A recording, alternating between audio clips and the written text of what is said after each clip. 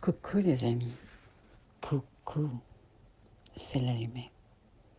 Alors à ce moment-là, je suis toute oui, parce que j'ai entendu ma chaise craquer, j'entends la respiration de Wally qui a fait une syncope ce matin. Donc je suis en alerte aujourd'hui. Il suffit qu'il se mette en mode éveil pour tout d'un coup se mettre à tousser. Et en même temps, je crois qu'il a chopé des pattes hier que j'avais filé au chat. Et je pense qu'il fait... c'est pas la première fois que je ne serais pas surprise qu'il soit allé bouffer quelques pâtes. Et je pense qu'il fait une allergie alimentaire. Bref. J'ai ma petite explication. Sinon, je lui ai donné des diurétiques depuis un petit moment. Et mon Dieu, mais c'était magique ce truc. Sauf ce matin. Bon, bref. Je fais très attention. J'espère qu'il ne va pas se mettre à tousser. Pendant mon explication, les amis, eh bien, écoutez, je pars sans filet, d'accord? J'ai juste fait la carto. Comme ça fait quand même 3 nouvelles ou pleines lunes que je ne suis pas venue vous voir, eh bien, j'ai tout d'un coup fait avancer pas mal de trucs sur la carte, hein, quand même. Mais je me suis rendu compte que Athéna n'a pas bougé de place. Mon Dieu, maître du nœud nord pour moi, hein, du bélier. Pour moi, Athéna, c'est vraiment le maître du bélier. Et d'ailleurs, ce nœud nord rentre dans la zone que fera Vénus, la zone de rétrogradation que fera Vénus. Alors, moi, ce qui m'a vraiment intéressé dans cette histoire aujourd'hui, c'est que, vous savez, nous avions repéré le point 1 de la zone de rétrogradation de Vénus. Souvenez-vous, s'il vous plaît, par rapport aux précédentes présentations. On fait la boucle de rétrogradation et on avait remarqué que le Soleil rejoignait Vénus au point 1 dans la boucle de rétrogradation qui a 7 ou 8 points, d'accord? Je vous renvoie vers les trucs précédents. Le point 1 qui est le démarrage, vraiment le démarrage alors on va dire du questionnement, on l'aurait plus dit pour Mercure que pour Vénus, parce que Vénus c'est la résonance, on va dire plus que ça, qui résonne, mais c'est le cœur qui résonne. Donc, en tout cas, point 1, on avait repéré la conjonction Soleil-Vénus, qui était dans la zone que Mars avait fait en Gémeaux, il y a 1 ou 2 ans maintenant, je crois que c'était en 2022, je ne sais même plus, mais si, je crois bien, du 8e au 25e degré. Pourquoi je vous dis ça? C'est parce que là, on a la grande conjonction Jupiter-Mars dont on va parler. Et puis, ce que je repère, c'est que là, cette pleine lune en Verseau nous fait, dans cette scénographie fantastique, l'honneur d'être en face de, justement, la conjonction inférieure, c'est-à-dire le fait que Mercure et le Soleil soient ensemble dans cette boucle de rétrogradation. Ça représentera vraiment le point le plus bas de la boucle. Mais figurez-vous que je suis allée voir quel était le point 1 du coup, forcément. Eh bien, le point 1 de la boucle de rétro actuelle de Mercure, eh bien, il était à peu près au 25e degré de cette fameuse rétrogradation de Mars dans le Gémeaux il y a 2 ans.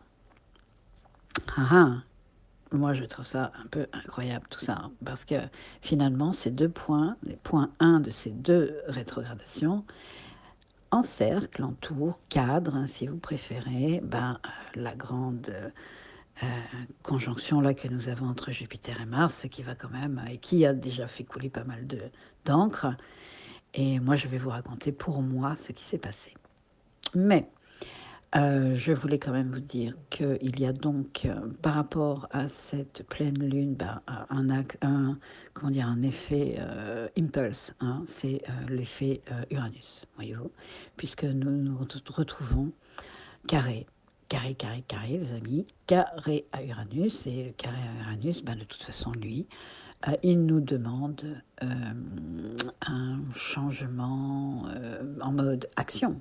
Okay, et on n'est pas tellement surpris parce que quelque part, Je veux dire que Mars est quand même à l'honneur hein, dans cette histoire et que Uranus, avec ce carré-là, va demander en fait une rupture de schéma, mais en mode action, d'accord? Pas en mode prise de conscience en fait. Hein. C'est de l'action tout ça. Je ne sais pas pour vous, mais pour moi, c'est tellement de l'action. Hein. Donc, quelque part, j'ai envie de dire que tout ce balai des rétrogradations et tout ça est là pour nous dire, OK, il y a eu un temps de la réflexion, on est d'accord, mais maintenant, on est passé en phase 1, action.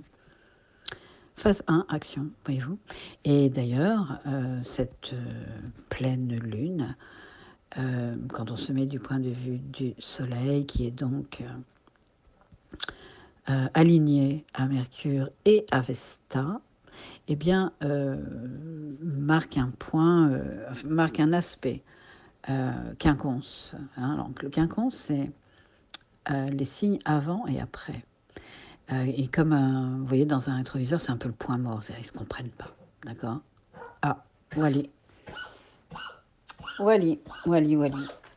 Vas-y, tous, Pépère. Il faut qu'ils tous... Allez, voilà.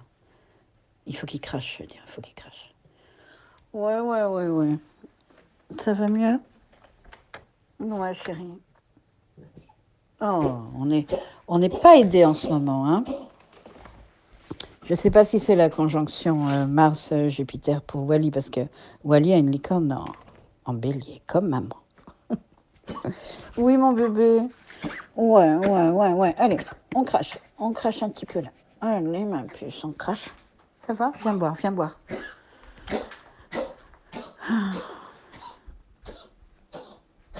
Ouais, ça y est, ouf, voilà. Ce matin, syncope, hein, carrément. Hein. Comme s'il toussait dans son sommeil. Je l'ai vu tituber, merdouiller. J'ai tout de suite compris que ça allait pas. Tac, il s'est couché sur le côté. Syncope.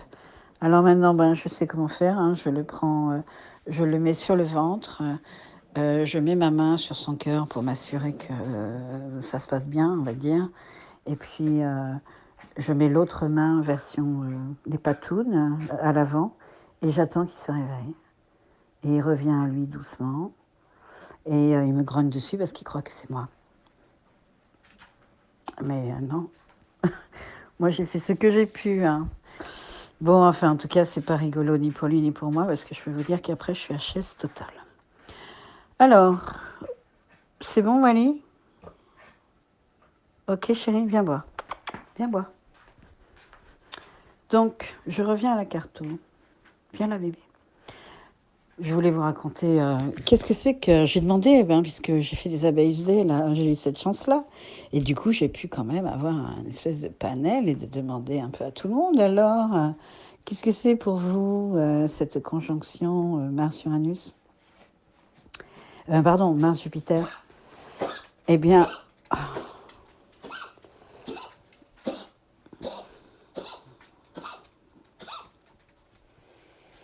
Mars-Jupiter, ça a été bien souvent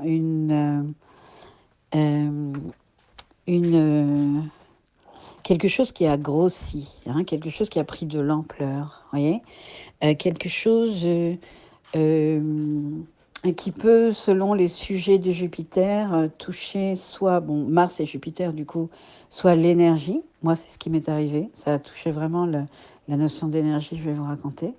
Mais Jupiter, c'est aussi Héra et Jupiter, c'est aussi le fait que Jupiter aille toujours voir ailleurs et que c'est pu dans votre vie mettre en branle cet aspect-là de l'effet Héra-Jupiter.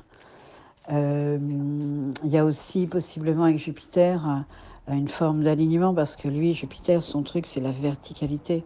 Donc, il est possible aussi que je ne sais pas, je vous dis comme ça, qu'il y a eu des espèces de liens d'âme, comme ça, une verticalité en Gémeaux, parce que c'est tellement ça, le Gémeaux, c'est tellement Castor et Pollux, et moi je le vois très souvent. C'est-à-dire que si on veut parler de liens d'âme, c'est bien souvent avec le Gémeaux qu'on va aller voir ça. Parce que on pourrait dire qu'on a tous un lien d'âme, mais bon, je veux dire, il y a quand même du tricot, parfois avec des petits motifs un peu différemment d'une trame habituelle, vous voyez, donc on les reconnaît bien, ces événements-là. Alors, moi, de mon côté, ce qui s'est passé, c'est que, bon, bah, moi, je suis, parce que c'est ça, hein, Mars en Gémeaux, déjà habituellement, d'accord. En natal, je vous l'ai déjà dit, Mars en Gémeaux, souvent, c'est un féminin blessé. Moi, je l'ai repéré plus d'une fois, et ça loupe rarement. C'est même quasiment certain. Mais ça touche plutôt les femmes de ce point de vue-là. Alors, qu'est-ce que tu fais, Wally? Tu tousses ou quoi, là? Et puis, Mars en Gémeaux, c'est aussi beaucoup, beaucoup, beaucoup l'espèce de créativité mise au service de l'action, c'est-à-dire par exemple le bricolo de génie, MacGyver en action, quoi, vous voyez. Et moi, ça a été vraiment le cas, les amis. Alors là, je sais que Mars, depuis qu'il est en Gémeaux, moi, je suis en mode travaux, je n'ai pas lâché le truc. Et cette grande conjonction Mars-Jupiter, eh ben, figurez-vous que, en fait, je me suis mise à utiliser ma bétonnière parce que je faisais une chape. Enfin, je voulais faire une chape jusqu'ici. Je l'avais fait petit peu par petit peu dans des seaux et tout. Là, cette fois-ci, j'ai vu mon maçon faire parce que j'ai percé une grande fenêtre dans ma future cuisine. Et mon Dieu, j'ai fait rentrer la lumière dans ma maison. Ça a été le bonheur total de mon été parce que voilà, j'ai énormément de soleil qui rentre et moi, c'est mon truc, hein, c'est la lumière, le soleil. J'ai une maison dans laquelle le soleil ne rentre pas, c'est impossible pour moi. Et du coup, ben, c'était un grand, grand bonheur de voir cette percée là. Enfin voilà, c'est une percée, ouais, c'est vrai. Et puis bon, bref, je me suis retrouvée vraiment en chantier, d'accord, en chantier, en travaux. Et ce qui me fait marrer, c'est qu'en racontant l'histoire un peu pour déconner pendant l'apéro là, des Abeilles Day et tout, je me suis rendu compte quand même que la bétonnière ressemblait à Jupiter. Hein. Parce que je veux dire, à tourner comme ça, là, parce que moi je me suis retrouvée carrément avalée, hein, quasiment, par la bétonnière pour aller chercher ce qu'il y avait au fond et tout, pour que ça rentre dans la brouette, machin. Et franchement, je vais l'appeler comme ça maintenant, ma bétonnière, c'est Jupiter. J'avais vraiment, parce que Jupiter, vous savez, c'est une planète qui va à fond la caisse. Hein. Je ne sais plus les données, mais elle emporte tout sur son passage, celle-là. Hein. Et elle est d'une puissance et d'une grandeur hallucinante. Donc, je veux dire, Jupiter, c'est l'amplificateur. Hein. L'amplificateur. Bon, moi, ce que ça a amplifié, c'est que je me suis très mal organisée ce jour-là et que je suis allée au bout du bout du bout de mon énergie. C'est-à-dire que je n'aurais pas pu faire plus que ce que j'ai fait. Et le soir, quand j'ai décidé que c'était terminé, inachevé, tant pis, parce que ras-le-bol, eh bien, je me suis retrouvée allongée sur mon pieu. Tac, je me suis endormie dans les 3 secondes. Tellement je suis allée au bout du bout du bout de ce que j'ai pu. Voilà ce qui s'est passé pour moi. Version MacGyver, version bricolo, version énergie, toi, ma cocotte. Tu vas tout donner. J'ai tout donné, les amis. Hein. J'ai tout donné et j'ai pas pu finir parce que je me suis mal organisée et tout. Mais en niveau énergie, moi, ça donne ça. Ok. Bon. Alors voilà, je sais que par rapport à certains, ben, il y a beaucoup de sorties sociales, par exemple, peut-être de manière un peu épuisante. D'autres, c'est plutôt avec le conjoint, la conjointe, que le sujet a pris des proportions, d'accord, peut-être même de manière délirante, hein, parce qu'avec avec Jupiter, c'est ça le truc.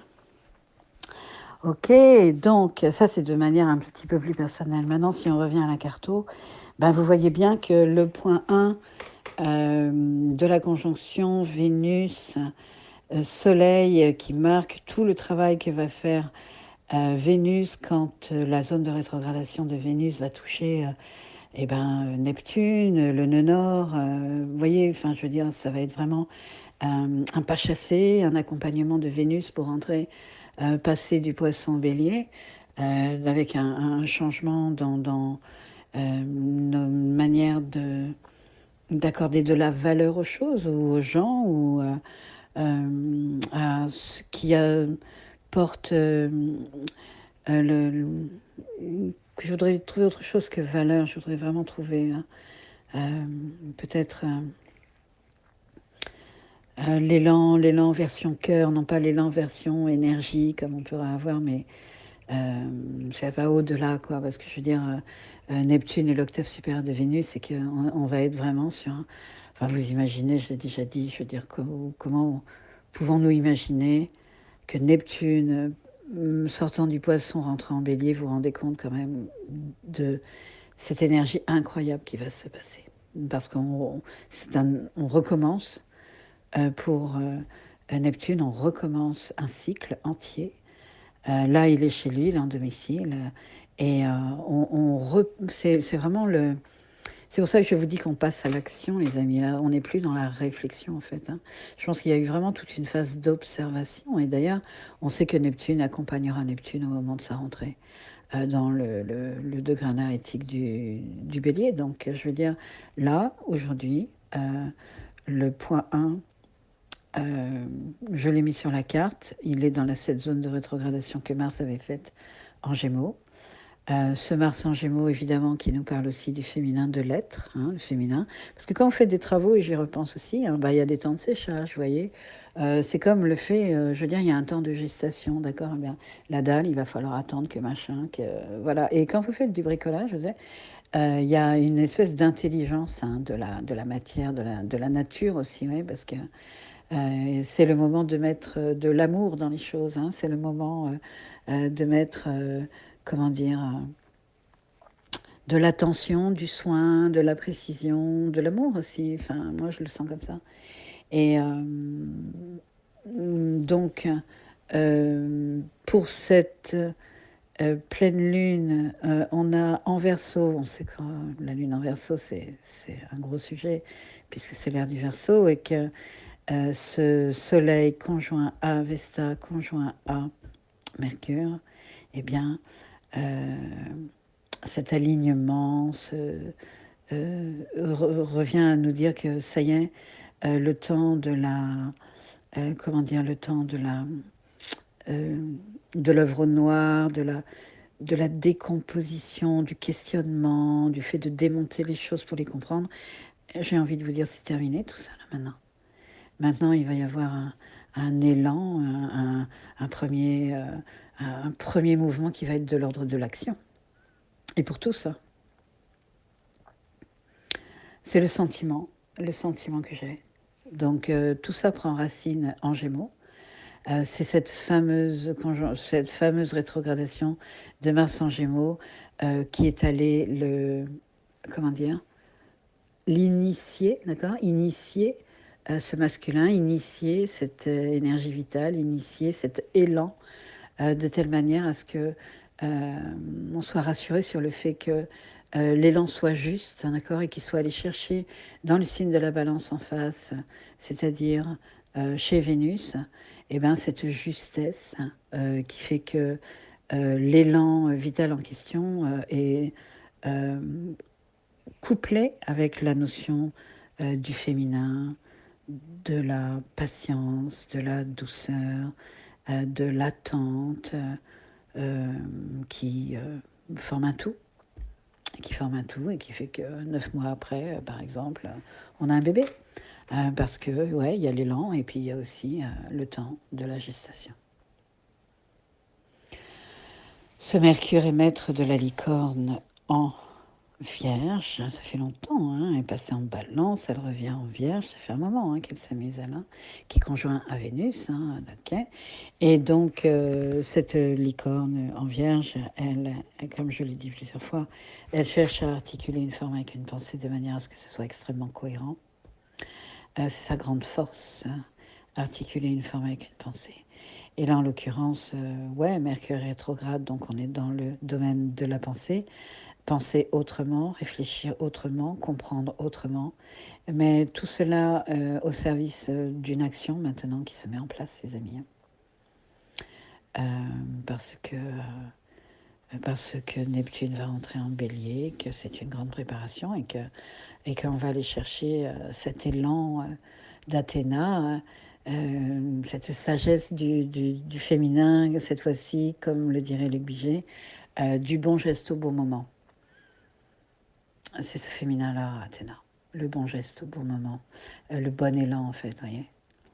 Et dans sa justesse et dans sa sagesse.